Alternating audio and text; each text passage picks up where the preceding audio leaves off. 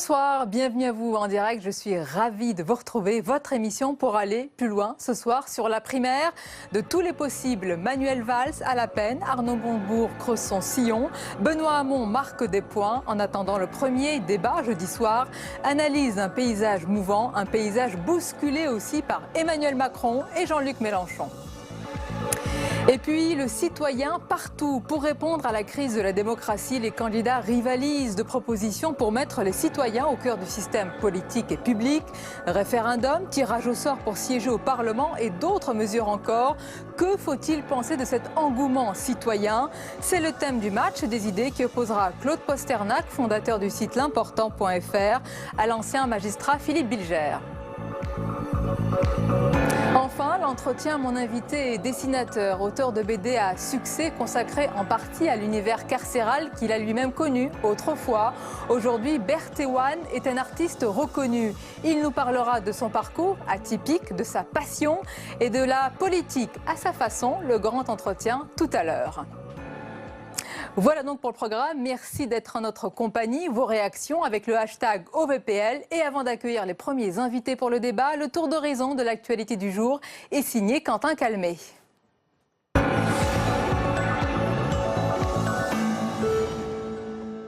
À 13 jours du premier tour du scrutin, répétition générale au Parti socialiste. Pour l'occasion, un bureau de vote témoin a été installé rue de Solferino. Je vote pour Léon Blum. Avec cette année 7500 bureaux de vote répartis sur le territoire, un chiffre en nette baisse, il y en avait 9200 en 2011. Et la principale raison, c'est le fait qu'on a tenu compte d'un retour d'expérience des bureaux de vote de 2011 où certains n'étaient pas opportuns, relevaient moins de 50 votants sur une journée, ce qui évidemment est un peu dommage quand on sait l'organisation et la mobilisation humaine que représente la tenue d'un bureau de vote. Attentat.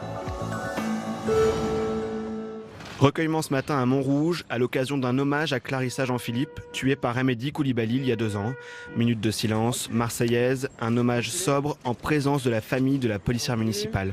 Soyez assurée, chère Clarissa, que nous serons fidèles à la grande cause pour laquelle vous êtes tombée, celle du respect de l'ordre public, celle de la paix entre nos concitoyens. Votre nom est désormais inscrit dans notre histoire et dans nos mémoires. Déclaration. Nous allons nous retrouver tout à l'heure avec une dizaine de ministres et nous allons prendre des décisions, notamment la mise en place d'un comité civique qui va se réunir tous les 3 mois et lancer une harmonisation de l'aide aux victimes. Donc nous allons travailler sur l'indemnisation, sur l'information des victimes, sur les soins, sur la prise en charge, de telle sorte qu'on harmonise la prise en charge. C'est un message de solidarité et c'est aussi une préoccupation très importante puisque si j'en juge par le taux de participation aujourd'hui, nous avons 2 fois plus de participants que prévu, ce qui montre un intérêt réel pour cette cause. Justice. Ouverture aujourd'hui à Dax du procès d'un militant altermondialiste. John Palais encourt 5 ans de prison et 75 000 € d'amende pour avoir volé des chaises dans des agences bancaires. Des actions menées depuis février 2015 afin de dénoncer les montages financiers des banques.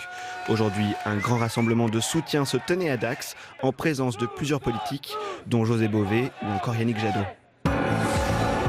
L'événement. En 30 ans, pas moins de 5 millions d'Européens ont voyagé grâce au programme Erasmus. Un anniversaire fêté à Paris aujourd'hui en présence de plusieurs ministres.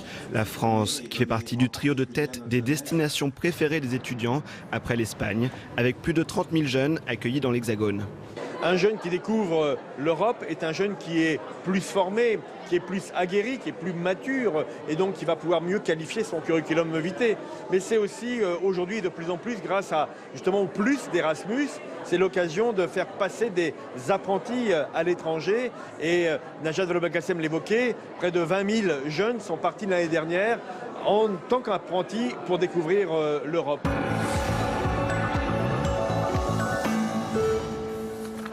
Et dans l'actualité, le paysage politique à gauche, bien sûr, tout est possible dans cette primaire. Les sondages sont à prendre avec des pincettes. Les débats télévisés vont jouer un rôle important dans la dynamique de cette campagne éclair.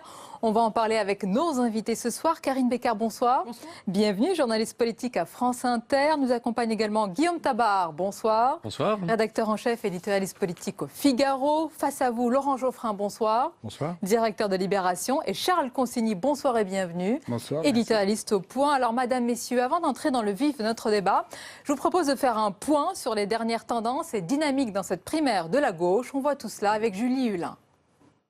L'issue est encore totalement incertaine, mais les taux se resserrent.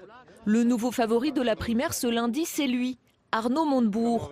Pour la première fois, un sondage le donne vainqueur au second tour face à Manuel Valls. Alors ce matin, le candidat se félicite. C'est un encouragement à continuer mon travail. J'ai commencé cette campagne il y a 8 mois. J'ai travaillé avec des centaines de milliers de Français. Nous avons collationné des contributions. Une grande partie de mon programme, de mon projet, est fait avec eux. Donc c'est normal que la rencontre commence à se faire sentir. Arnaud Montebourg qui annonce une primaire passionnante et constructive. Derrière lui, un troisième homme le talonne dans les sondages, Benoît Hamon. L'ancien ministre de l'Éducation ne cesse de cultiver sa différence avec Manuel Valls. La candidature de Manuel Valls est la plus clivante en soi, la plus clivante parce que sur les questions de valeur, la déchéance de nationalité, sur les questions sociales, il a beaucoup clivé. Et il ne me surprend pas aujourd'hui que cela se mesure un peu dans l'opinion. Et en même temps, je vais vous dire, moi je ne fais pas partie de ceux qui se laissent enflammer par ce genre de photographie-là. Des sondages à prendre avec précaution. Jeudi soir, le premier débat de la primaire devrait encore changer la donne. En attendant, Manuel Valls s'efforce de gauchiser son discours au nom du rassemblement. Dimanche, à Liévin, son premier grand meeting de l'année n'a pourtant rassemblé que 200 personnes. Au même moment, à Nevers puis Clermont-Ferrand, ils étaient plus d'1 millier à écouter Emmanuel Macron. Et notre journaliste Julie Hulin vient de le dire, jeudi soir ce sera donc le premier débat de cette primaire de la gauche que vous pourrez d'ailleurs suivre sur Public Sénat. Nous vous proposerons également une édition spéciale. Mais avant cela, Guillaume Tabar, à quoi ressemble de manière générale à l'instant T ce soir cette primaire de la gauche, si vous deviez la définir? Écoutez, je ne le sais pas. Je ne le sais pas parce que je refuse précisément de prendre pour argent comptant des indications qu'on nous donne aujourd'hui sur des échantillons très faibles. Et surtout avec le recul et l'expérience de la primaire à droite, on a vu que même on dit tiens ça se resserre, il y en a un qui prend l'avantage, bon, et puis on a vu à l'arrivée que la réalité ne correspondait pas du tout, mais pas du tout à toutes ces prévisions. Donc la primaire maintenant elle est engagée. Par contre on voit bien des phénomènes politiques. On voit bien le choix Manuel Valls de changer d'angle de tir par rapport à ces années Matignon. Donc là, il y a un vrai changement stratégique et on voit la difficulté qu'il a à justifier ce changement de ton. Et donc, si sa campagne patine, ça n'est pas à cause des chiffres ou non des sondages, mais à cause de sa difficulté à trouver un sens à sa campagne aujourd'hui. Entre Arnaud Montebourg et Benoît Hamon, bon, attendons là aussi de voir. Je pense que vous l'avez rappelé, il y a ce premier débat jeudi soir.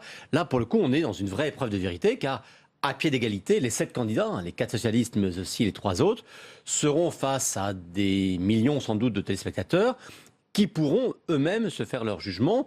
Et là, il y aura une vérité des candidats qui s'exprimera. Il y aura des débats qui auront lieu. Et à partir de là, on pourra voir ou non s'il y a des dynamiques qui s'installent. Mais on note votre prudence, Karine Becker. C'est le cas, il faut faire très attention, mais ça on ne cesse de le dire au sondage. Mais on voit bien vraiment que tout peut arriver, que tout peut basculer, qu'il y a une forte volatilité du vote. Oui, c'est vrai. Alors, ce qu'il faut bien voir aussi, c'est qu'effectivement, je suis parfaitement d'accord avec Guillaume Tabar, rien n'a commencé.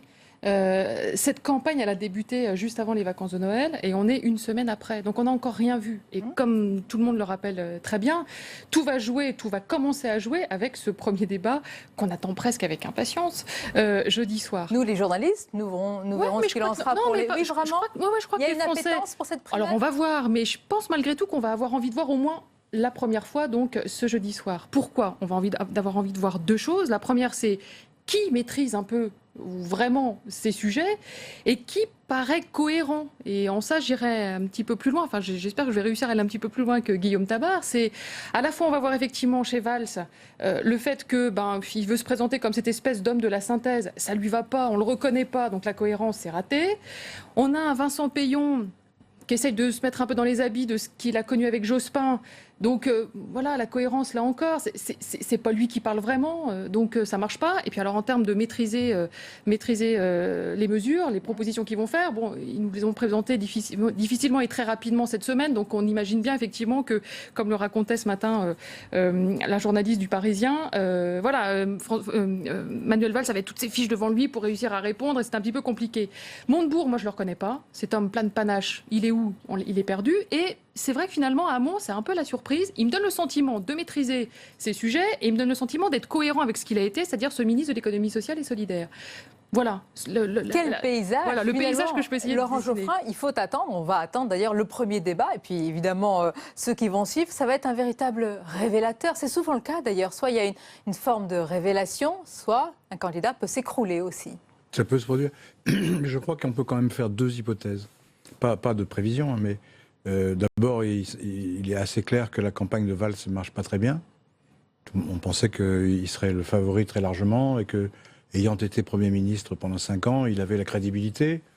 Et en fait, ça ne fonctionne pas très bien. Alors, à quel degré, on ne sait pas. Il sera peut-être quand même gagnant. Hein, je sais pas. La deuxième chose, la deuxième indication, qui est corollaire d'ailleurs, c'est qu'il est probable que l'électorat de gauche, après un quinquennat qu'il a quand même pris à contre-pied très souvent, cherche à retrouver ses marques, ou à retrouver des marques en tout cas, c'est-à-dire des valeurs de gauche, pas forcément d'extrême gauche, pas forcément mélanchoniste ou même amoniste, mais que les candidats disent voilà ce que c'est qu'être de gauche maintenant et dans l'avenir.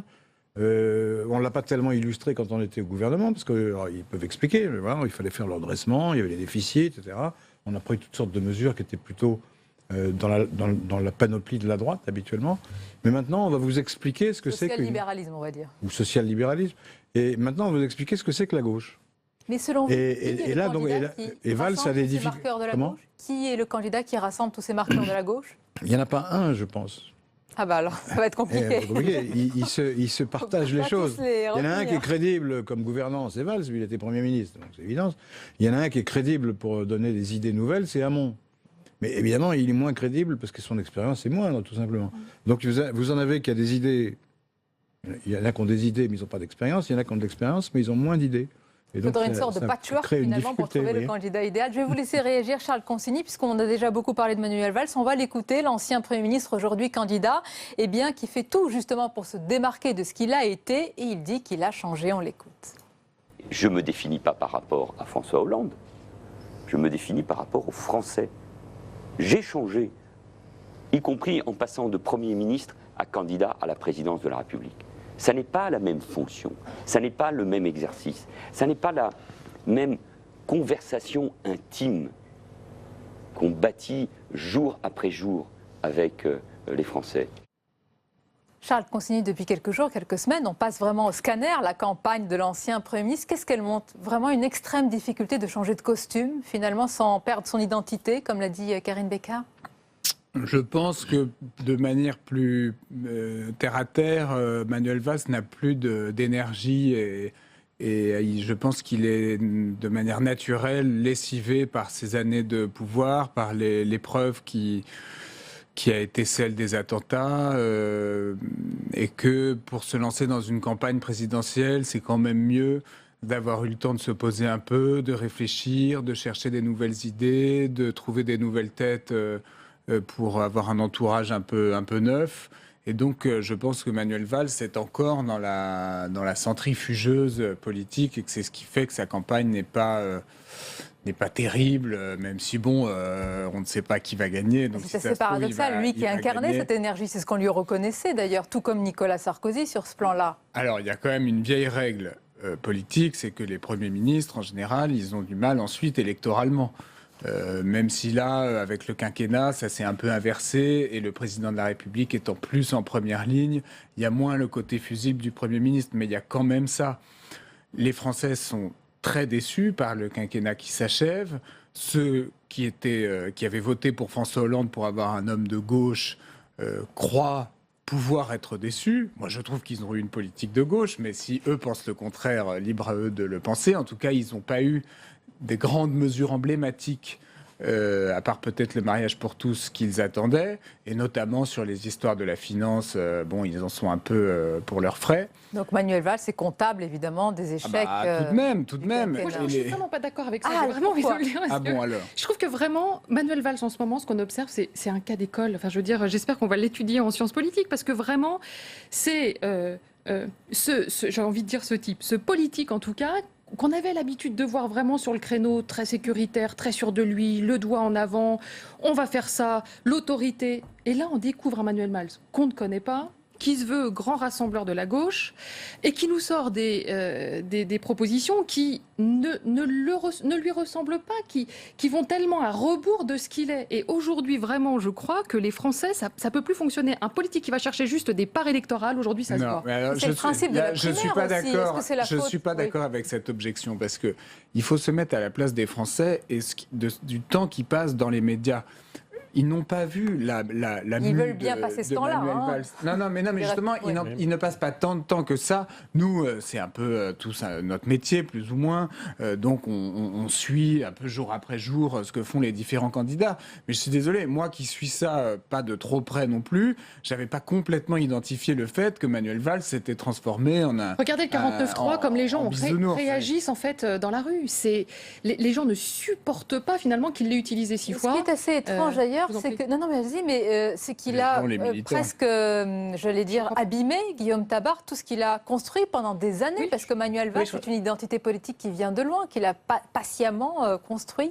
Oui, il y a un double, ou peut-être triple, même paradoxe chez Manuel Valls. Quand il dit « j'ai changé par rapport à 2006 », ça, on peut le comprendre. C'est vrai que avant l'exercice du pouvoir et après, ça peut changer un homme, ça c'est normal, c'est légitime et c'est la vie politique. Mais on ne peut pas changer du jour au lendemain. C'est-à-dire que hier j'étais Premier ministre, aujourd'hui je ne le suis plus et donc je ne suis plus le même homme. C'est ça qui n'est pas crédible. Et on a beaucoup fait le parallèle avec François Fillon et sa victoire à la primaire, mais souvenez-vous, François Fillon voulant prendre l'UMP en 2012, c'est-à-dire juste après sa sortie de Matignon, où déjà il avait été pris dans cette contradiction. Ah, je solde l'héritage Sarkozy, mais je suis Premier ministre sortant, et il n'avait pas réussi à expliquer pourquoi il passait de 5 ans avec Sarkozy à la rupture avec Sarkozy. Quelque part, Manuel Valls, c'est la même contradiction. Je sors de 3 ans d'exercice du pouvoir et du pouvoir avec Hollande, et du jour au lendemain, je me démarque du bilan. Et le paradoxe, c'est que le discours de Manuel Valls, avant le retrait de François Hollande, c'était de dire « oui, ce qu'on fait est bien ». Oui, on a eu raison de faire ça, le CICE, les lois sur le terrorisme, etc. Mais le problème, c'est que François Hollande n'incarne plus la fonction présidentielle, on a un problème d'incarnation. Or lui, et Karine avait raison de le dire, il avait cette incarnation, cette dimension personnelle, cette autorité personnelle. Et là, en l'espace de quelques jours, il renonce finalement à cette incarnation qu'il avait et il n'assume pas un bilan au moment même où ce bilan peut être défendu, parce qu'on voit bien que les fameuses mesures prises en 2014 pour relancer l'économie, etc., elles commencent à produire les fruits. Et c'est le moment où Manuel Valls s'en met en quelque sorte en retrait. Mais Laurent Geoffrin, il ne revendique pas, il ne parle plus du bilan, et il parle encore moins, d'ailleurs, on l'a tous noté, de François Hollande, qui est devenu une sorte d'épouvantail, pas seulement pour Manuel Valls, on a l'impression pour tous les candidats de la primaire à gauche, surtout cachez-nous ce président qu'on ne veut plus voir du tout. C'est un peu ça ? Oui, c'est possible. Ça veut dire oui, franchement, quand vous dites ça, je décode le style Geoffrin, ça veut dire oui, mais vous voulez pas le reconnaître. Non, ça ne me paraît pas être central dans la discussion. Il ne parle pas beaucoup de... Manuel Valls avait dit qu'il allait porter le bilan. Il a quand même un passé, j'allais dire. Mais je pense qu'il a commis une erreur politique il y a 1 an. C'est-à-dire qu'il y a 1 an, après tout, le PS avait fait 25% dans les régionales. C'était pas si mal. Et à mon avis, il s'agissait à l'époque, alors on l'avait écrit, c'est pour ça que je me permets de dire ça, il s'agissait à l'époque de rassembler la gauche. Or, Valls, et c'est des discussions d'ailleurs que des journalistes avaient eues avec lui ou avec ses conseillers, ils ont dit, mais non, vous n'avez rien compris, pour gagner la prochaine élection, il faut la gagner au centre ou sur la droite. Nos électeurs sont partis vers la droite, donc on ne va pas aller vers la gauche puisqu'ils sont partis vers la droite. Donc ils ont continué ou même accentué, en tout cas Valls, les mesures qui déplaisent au fond à la gauche profonde, quoi. D'où la loi El Khomri, d'où la loi la déchéance de nationalité, un discours plus dur sur les questions de terrorisme, etc. Et il n'était pas obligé de faire ça. Le déchéance de nationalité n'était pas obligé. Enfin, le discours sur le terrorisme, je crois que les événements l'ont conduit. Personne ne lui a reproché de faire un discours. La déchéance de nationalité, c'est quand même la déchéance, c'est Hollande qui pousse jusqu'au bout, parce que même Valls, à Noël dernier... Non, c'est très compliqué. D'accord. C'est compliqué. Ah bon, c'est compliqué. Valls, c'était plutôt méfiant. Souvent 2 jours avant, Hollande disait, mais il ne faut pas le faire. Voilà, mais finalement, c'est Hollande qui dit on y va, et c'est Valls qui a dû suivre...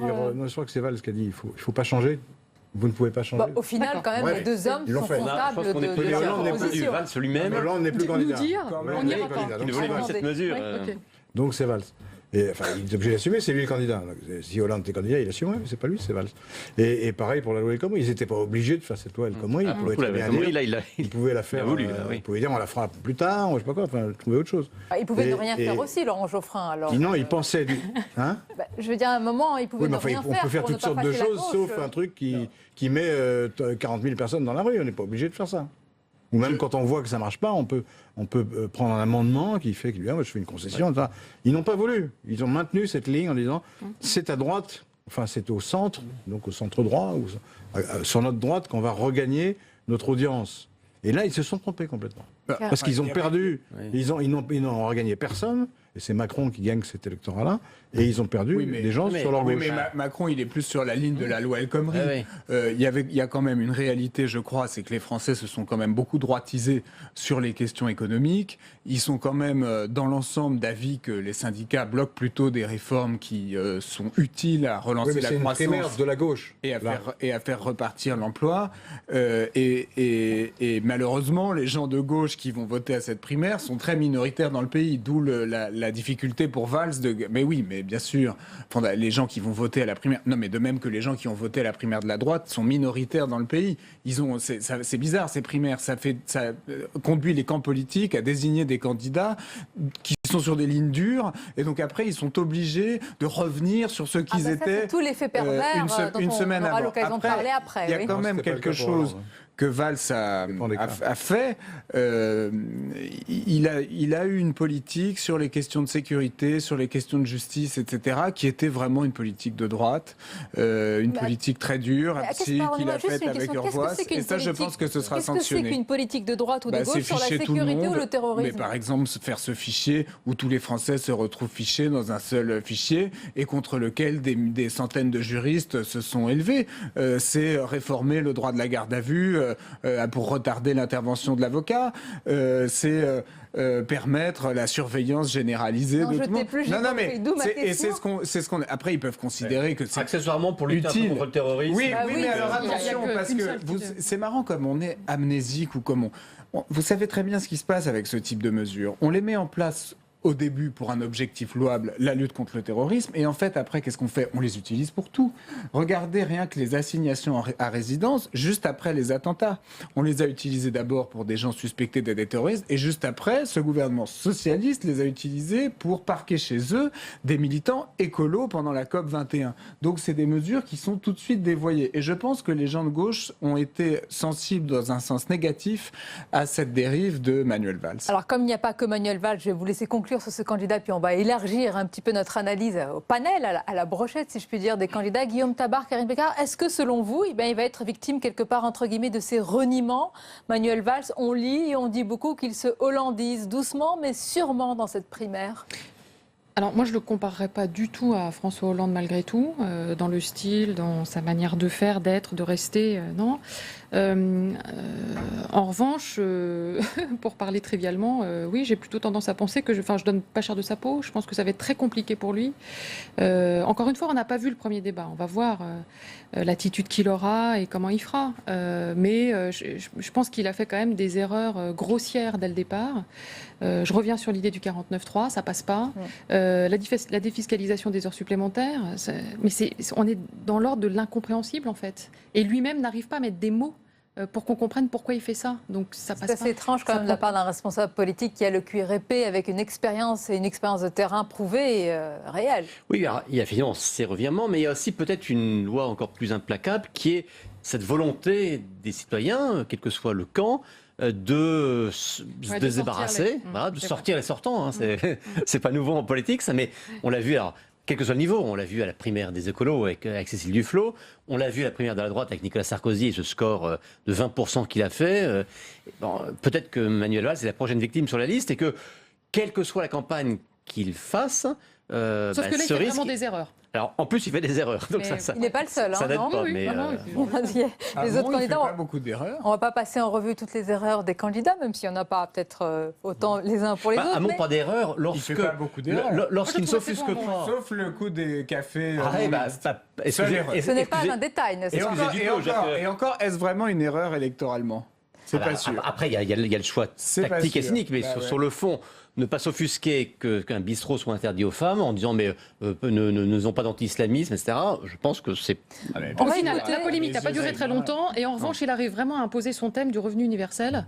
Et ça, c'est assez incroyable. Il a mis une idée, et même s'il faut très coûteuse, mais en tout cas, il a mis une idée dans le débat. Se méfier des sondages, il marque des points. On va écouter une dernière réaction, encore une fois, sur Manuel Valls. Elle vient de la gauche du PS, Laurent Geoffrin. C'est la sénatrice Marie-Noëlle Lienemann, qui devait être candidate finalement, elle ne l'est pas. Elle essaye d'analyser, j'allais dire, le flottement dans la campagne de Manuel Valls. On l'écoute. Moi, j'ai toujours pensé que Manuel Valls ne serait pas désigné comme notre candidat à la primaire. Et d'ailleurs, si François Hollande n'était pas candidat, c'est parce qu'il savait bien qu'il n'avait les grandes difficultés à pouvoir non seulement rassembler son camp, mais avoir l'adhésion des votants à la primaire. Et je pense que la même critique fonctionnera sur Manuel Valls. Les Français de gauche attendent une alternative différente, raisonnable, de gauche de gouvernement, mais réellement à gauche. Voilà, on va se méfier quand même de tous les pronostics, y compris de ceux de Marie-Noëlle Lienemann. Mais elle parle, la sénatrice, d'une alternative à gauche, Laurent Geoffrin, d'où cette question. Quel est vraiment l'intérêt de cette primaire quand on voit qu'en dehors de cette primaire, il y a deux candidats qui couvrent le spectre de la gauche. L'un, Jean-Luc Mélenchon, vraiment à la gauche de la gauche, et Emmanuel Macron à la droite de la gauche. Ils sont là, les deux pôles idéologiques de la gauche, non ? C'est les pôles extrêmes, mais enfin, il y a des nuances intermédiaires. Est-ce qu'ils ne peuvent pas rassembler au 50 centre nuances de socialisme. C'est la même ambiance au PS en ce moment. Oui, ils sont un peu maso d'ailleurs. Plus précisément, la question, est-ce que le salut n'est pas hors de la primaire finalement ? Peut-être, allez savoir. Comme les sondages sont peu fiables, on ne sait pas. Ce qui est certain, c'est que si ça reste comme ça, c'est même pas la peine d'aller voter pour les gens de gauche. C'est Fillon. Mais est-ce que, alors je vous repose la question, vous ne pensez pas qu'il y a un candidat de trop ? Parce qu'après la primaire de la gauche, on va avoir Jean-Luc Mélenchon, Emmanuel Macron. C'est ce que je viens de dire, il y en a 3. Et s'il reste à peu près, s'il reste chacun à 12%, il y a plus, c'est fini. Quoi. C'est juste s'il n'y a pas Bayrou, s'il n'y a pas de candidat centriste, Macron reprend le rôle. Il n'y a pas de candidat de trop, s'il n'y a pas de candidat... fasse plus de 20%. S'il n'y a pas de candidat centriste, ça peut être un candidat centriste qui dépasse le candidat socialiste. Guillaume Tabar, est-ce que vous êtes d'accord pour dire que les deux candidats, Mélenchon et Macron, couvrent quand même un spectre très large ? Et c'est clair, et vous posez d'autant plus la bonne question que on voit déjà bien au Parti socialiste, au gouvernement, que la réflexion est déjà engagée sur comment faire pour éviter qu'il y ait 3 candidats. Il y en a un, alors, prenons le flanc gauche, il y en a un qui le dit clairement, c'est Arnaud Montebourg, ce matin, il explique clairement que s'il est désigné à la primaire, il considérera qu'il reçoit un mandat, c'est son mot, un mandat pour construire avec Mélenchon une candidature unique. Bon courage à celui qui obtiendra le retrait d'autres. C'est vous dire. Mais symétriquement, on entend, je pense, et ces jours-ci, des ministres, y compris des ministres qui soutiennent Manuel Valls, qui disent, entre le 29 janvier, second tour de la primaire, et le premier tour de la présidentielle, on ne pourra pas rester comme ça. Et il faudra bien que le moment venu, alors toute la question est quel est ce moment venu, entre Valls, si c'est lui qui sort de la primaire, et Macron, on désigne, il y en a un qui se retire. Alors, sachant que le juge de paix, ce seront les sondages, et que là encore, on voit mal, compte tenu de l'orgueil et puis l'animosité entre deux hommes, lequel des deux va accepter. Bon, mais attendez, Karine Bécard, le Parti socialiste, si je vous entends bien, Guillaume Tabar, il a complètement changé d'attitude. Moi, j'en étais restée il y a quelques semaines à un PS qui menaçait les soutiens, les élus, les parlementaires qui vont aller voir un petit peu chez Emmanuel Macron. Il ne peut plus se permettre de le faire. Donc en fait, c'est voilà, fini le rapport de force on n'est plus dans la menace. Non, ce qui m'embête et ce qui est très compliqué, je trouve, en ce moment à analyser, c'est que finalement, on applique nos vieux logiciels politiques qu'on connaît et on essaye de voir et on dit alors ce que je viens d'entendre, si Bayrou et puis si Montebourg ou si... Enfin, voilà. On est très gêné parce que on les applique depuis des mois, des années, c'est confortable. Et comme on se trompe jusqu'à à chaque maintenant, ça fois, fonctionnait. on va recommencer. Non, moi je suis pas d'accord avec vous. La primaire de la droite, on peut le dire. Oui, non, quand mais même. d'accord. Alors récemment. C'est pas un petit détail. Non, on est d'accord. Mais je veux dire, ces dernières années, alors, il est vrai. Ça fonctionnait plutôt bien, donc on continue un peu à les appliquer. Le souci, c'est, enfin, je pense que du coup, il faut les. Moi, ces trois candidats, enfin, le candidat PS, donc on connaît pas le nom pour l'instant, et puis Mélenchon et Macron. Pour l'instant, j'essaie de les analyser vraiment de manière très singulière, enfin, je veux dire très séparée les uns des autres. Voilà. Et je me dis juste, Mélenchon, si j'analyse un peu, il parle effectivement vraiment à la gauche, sauf qu'il essaie de s'adresser vraiment à la gauche de la gauche. Sauf que voilà, l'électorat ouvrier auquel il a vraiment envie de s'adresser, c'est un électorat qui se déplace pas aux urnes, c'est un électorat très compliqué. Il a eu une bonne dynamique en 2012 et puis bon, il s'est cassé la figure. Enfin, il est passé de 17% en gros à 11%. Ça n'a pas fonctionné. Donc tenté et plus que tenté par Marine Le Pen, on l'a vu à différentes élections. Voilà. Enfin, ça va être compliqué, je pense vraiment pour Mélenchon quand cette fois-ci. Malgré la dynamique qu'on observe, malgré la dynamique dans les meetings.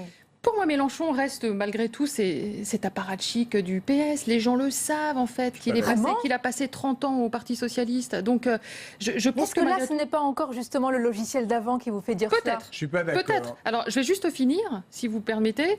Le candidat du PS, j'attends de voir qui c'est pour essayer de voir ce qui peut lui arriver. Quant à Macron, si on essaie de sortir de nos logiciels, je pense que Macron, en fait, il va séduire une assez large partie de l'électorat qui va être assez satisfaite de pouvoir voter pour quelqu'un pour lequel il n'a encore jamais voté, c'est-à-dire un visage totalement neuf. Et s'il se trompe, si cet électorat, ma foi, se dit « je vais peut-être me tromper, avec qui il va gouverner, il va sans doute pas avoir envie de se poser toutes ces questions-là. S'il se trompait, ça va juste secouer un bon coup, en fait, le système politique. Et finalement, il y a beaucoup de Français aujourd'hui qui souhaitent juste ça. Pourquoi vous n'êtes pas d'accord? Non, juste, si je suis d'accord sur la fin, sur Macron, sur secouer le système politique. Sur Jean-Luc Mélenchon, alors. Mais sur Mélenchon... C'est pas l'image d'un apparatchik? Moi, je pense... C'est un apparatchik. Il a été le plus jeune sénateur de la Ve République, donc c'est quand même un apparatchik, avec toute l'affection que j'ai. Depuis, quand même, il y a eu un parcours... Oui, non, là où je suis pas d'accord, c'est que je crois que Mélenchon plaît beaucoup aux jeunes, d'abord, et qui va amener beaucoup de jeunes aux urnes qui, s'il n'était pas candidat, ne s'y seraient pas rendus. Je crois qu'il a une audience sur Internet qu'on ne mesure pas, que les médias traditionnels ne prennent pas suffisamment en compte, qui, à mon avis, est comparable à des phénomènes comme Trump avec Twitter. Mais ça fait 30 ans qu'on le voit dans le décor politique. Voilà. Oui, mais il tient quand même un discours auxquels sont sensibles beaucoup de gens, tous les gens de Nuit debout, tous les gens des ZAD. Ça ne fait pas gagner une élection présidentielle. Pour lui, qui a plus que Nuit debout. Ça ne fait pas gagner une élection présidentielle, et heureusement d'ailleurs. Il tient quand même un discours, Mélenchon, si on va au bout de son raisonnement, on transforme la France en un nouveau Cuba et tout le monde sera content. J'ai vu qu'il voulait faire l'impôt sur les, y compris les Français installés à l'étranger. Bon, bref, ce que je veux dire, c'est que je pense que c'est un mouvement de fond très important, Mélenchon, et je pense que Macron, c'est aussi un mouvement de fond très important parce qu'il y a maintenant un vrai désir d'en finir avec les têtes connues. Moi, je fais le pari que c'est Macron qui va gagner cette élection. Je pense vous avez ça, les 2017. Moi, je pense que c'est Macron. Vous ne dites même pas qu'il sera présent au second tour. Il reste 4 mois de campagne. Eh ben, on verra si j'ai eu tort ou raison. Alors, il est 22h33. On va sélectionner cet extrait qu'on va repasser. On verra bien. Mais je sens un tel désir de changement, de renouveau, de fraîcheur aussi, parce que mine de rien, les autres candidats tiennent des discours crépusculaires. Si on les écoute, si on n'écoute qu'eux, on reste dans son lit et on attend la mort. Alors que Macron, il donne envie de se lever le matin. Donc, je crois un truc comme ça. Voilà. Si on est effectivement sur le fond de ce qu'est l'état d'esprit du pays, je pense qu'il y a effectivement deux courants contradictoires. Un qui est cette attente de renouveau, de tête nouvelle, et c'est vrai que de ce point de vue-là, Emmanuel Macron l'incarne à perfection. Mais en même temps, la demande de l'opinion, c'est de la sécurité. Et quand je dis la sécurité, c'est aussi des frontières, de l'ordre, de l'identité, des racines. Or, Emmanuel Macron, lui, tient un discours très ouvert dans tous les sens du terme, qui, je pense, est à rebours. Il a fait un éloge de Jeanne d'Arc. Il a fait, oui, c'est vrai. Il a été au Puy du Fou avec Philippe de Villiers. C'est vrai, non, mais il a plus d'une corde à son arc. Mais depuis qu'il est candidat, dans la il lutte dit pas contre ça. le terrorisme. Oui, mais il n'est pas rétif aux racines. C'est le seul à dire, à applaudir Angela Merkel sur sa politique sur l'égard des migrants. C'est le seul à dire, mais vive l'Europe, allons-y à fond. Mais il y a deux France, mon cher. Oui, mais je pense qu'aujourd'hui, je pense pour faire bref, la France du non, elle est aujourd'hui majoritaire. Oui, mais Emmanuel Macron, lui, il incarne cette France. Elle est divisée entre Front National et Filloniste. Moi, je pense. Deux forces. Juste une question, Laurent Geoffrin, parce que là, on parle de mouvement de fond, aussi bien pour Jean-Luc Mélenchon et Emmanuel Macron. Si on reste sur le cas d'Emmanuel Macron, on a dépassé le stade de la Macron-mania. On nous avait reproché, en tous les cas, nous, journalistes, experts, sondeurs, d'être un petit peu séduits par le personnage. Là, on a dépassé ce stade-là. On est dans une analyse froide. C'est un phénomène dans l'histoire politique française.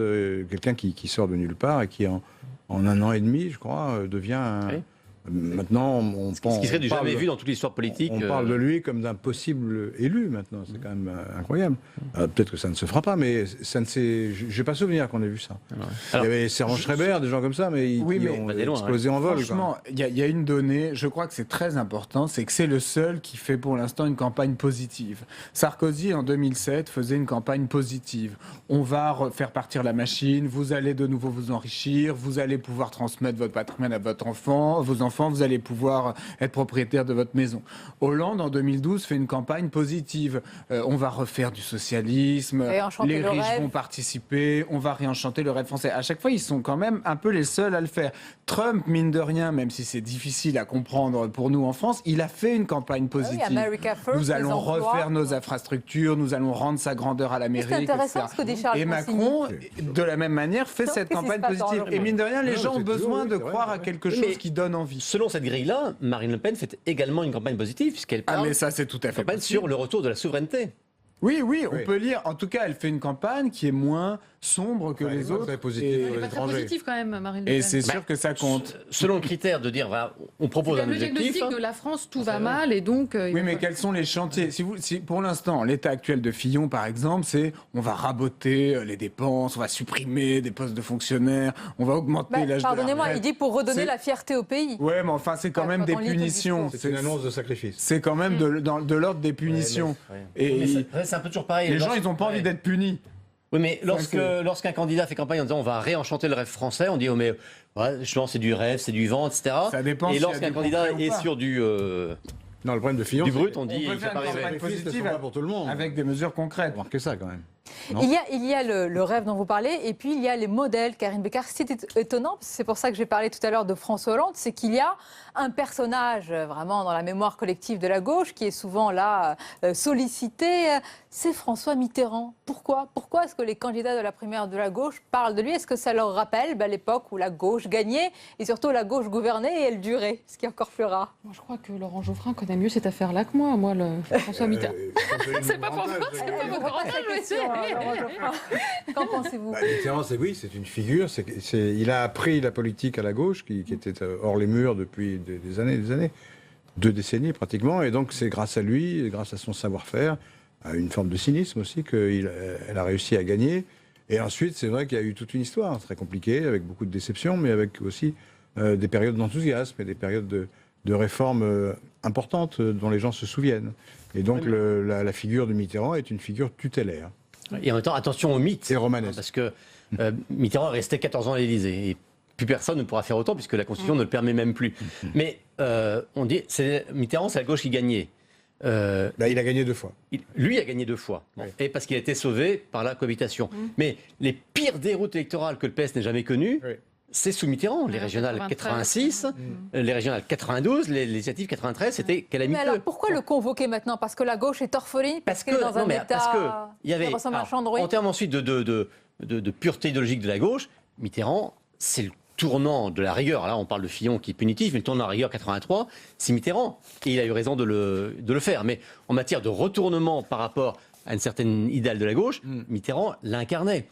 Pourquoi Mitterrand reste quand même ce modèle ? Parce qu'il y avait pour le coup un personnage, une histoire personnelle enracinée dans une histoire du pays, une histoire de la gauche, et même au-delà, parce que Mitterrand avait un sens de l'histoire qui était qu'aucun après lui n'a eu. Et je pense, on parlait tout à l'heure aussi de ce besoin d'identité.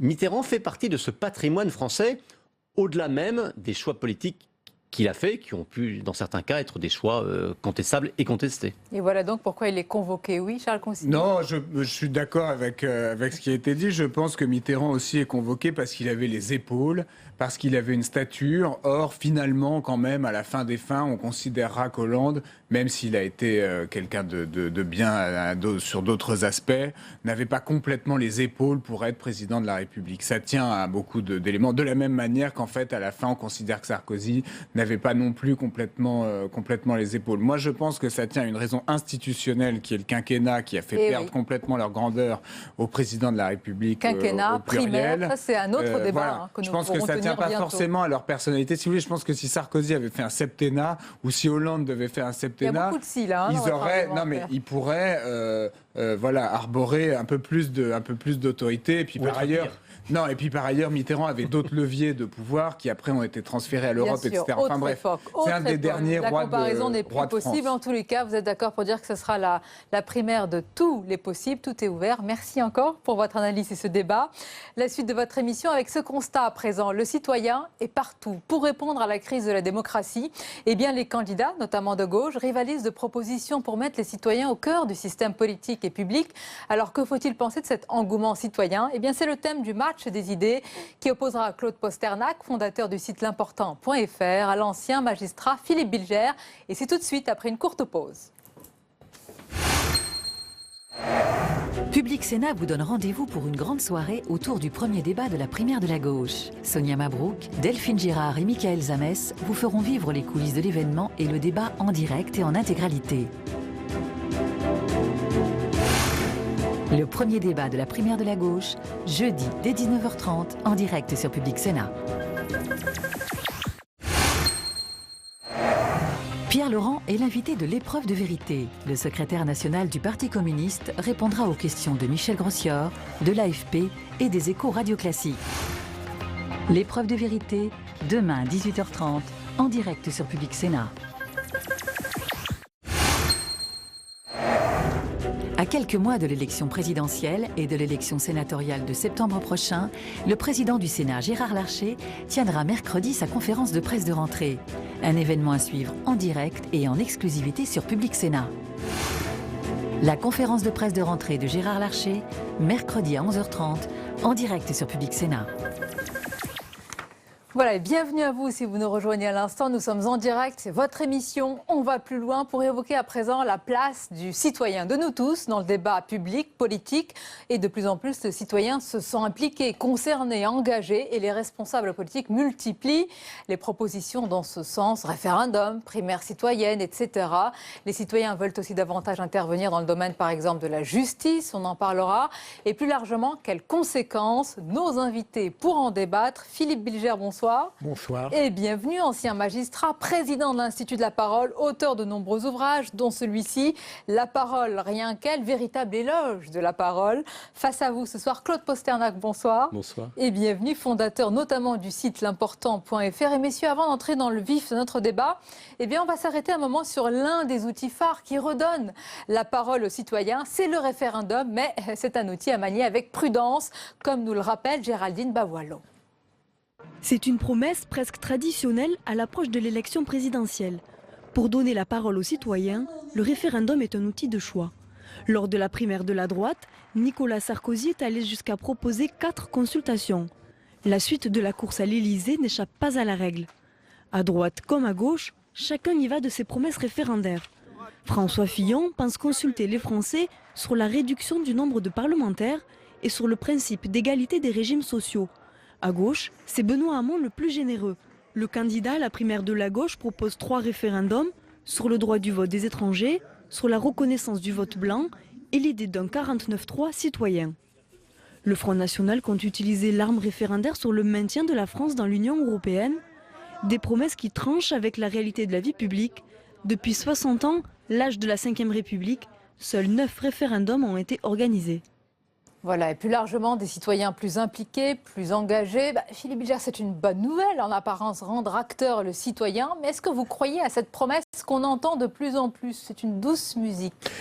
D'abord, je crois profondément à la valeur de l'implication du citoyen dans la vie publique, dans toutes ses facettes, et je pense que l'importance de ces engagements de la part des politiques, un jour, sera concrétisée.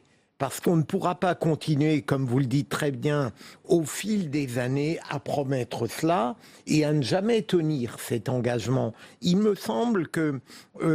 au fond, ce référendum, par exemple, qui est la manifestation la plus éclatante de la vie démocratique, est la prise de conscience du fait que les blocages parlementaires de nature souvent idéologique ne permettent pas de véritables réformes, qu'on soit de gauche ou de droite.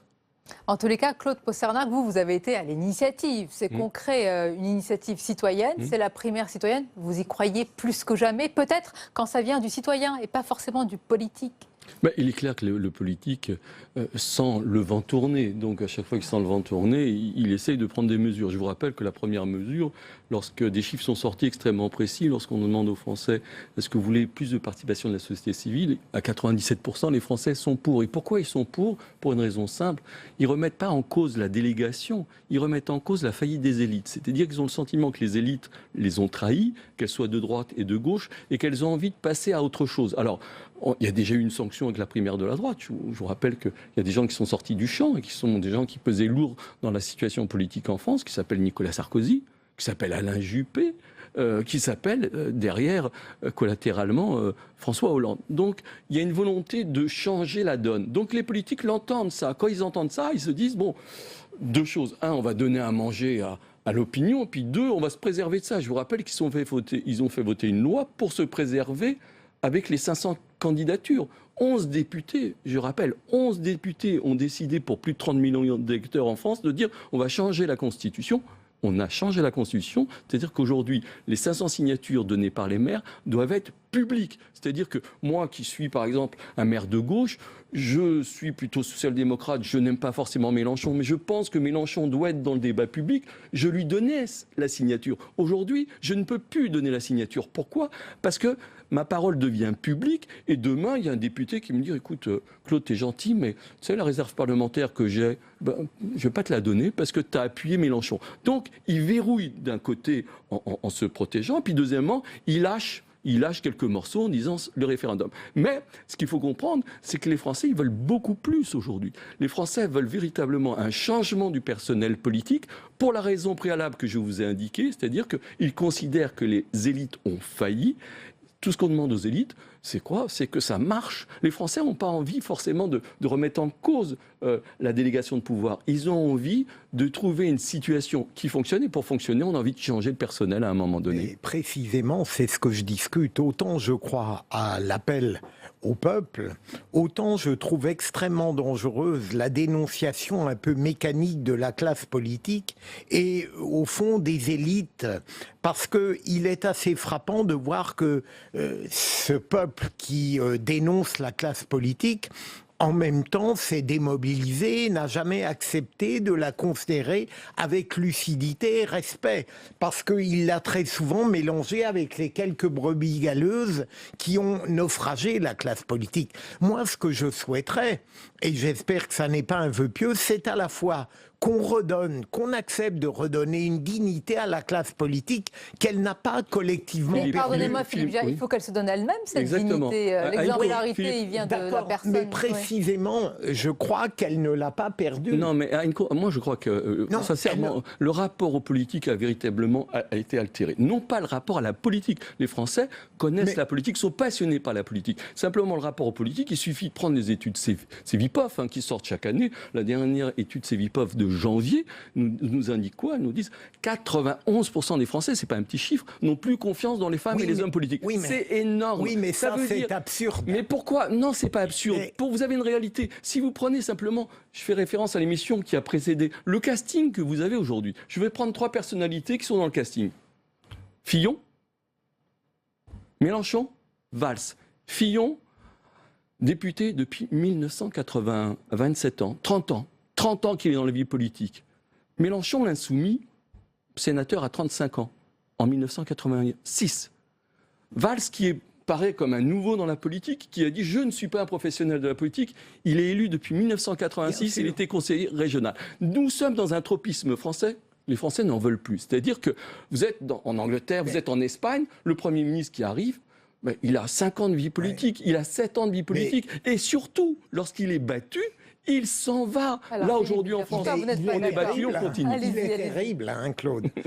En fait, ce qui me gêne, c'est dans ce sondage, les mêmes qui n'ont plus confiance dans la vie politique ou dans les hommes politiques sont ceux qui, probablement, dans beaucoup d'élections, ne vont pas voter. C'est cela qui me gêne. Bien sûr, la classe politique doit se faire respecter par la qualité de son comportement. Mais je me demande s'il n'y a pas, de la part du peuple ou des citoyens, une sorte de dénonciation, dérision un peu facile et qui, paradoxalement, va entraîner un déclin de la politique.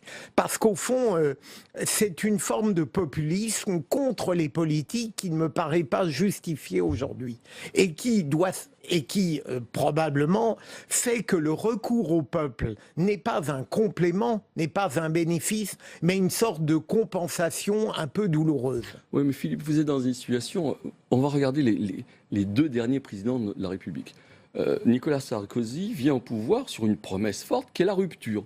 C'est-à-dire, je vais changer la donne politique. Prenez le temps. Il l'a faite. Non. Pour le pire.